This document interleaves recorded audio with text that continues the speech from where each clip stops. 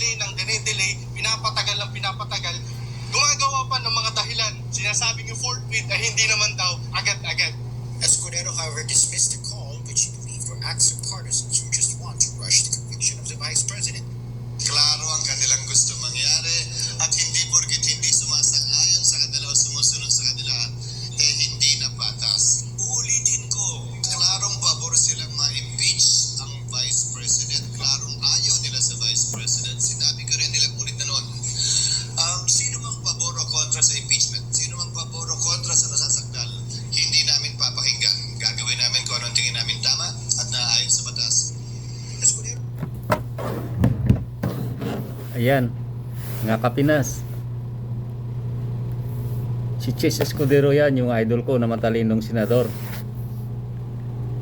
Ayaw niya mag-inhibit sa impeachment trial ni Sara Duterte. Narinig niyo yung reason niya? Gagawin nila yung alam nila na tama ayon sa konstitusyon. Naayon ba sa konstitusyon yung ginagawa niya? Sige nga mga Kapinas, mag-comment kayo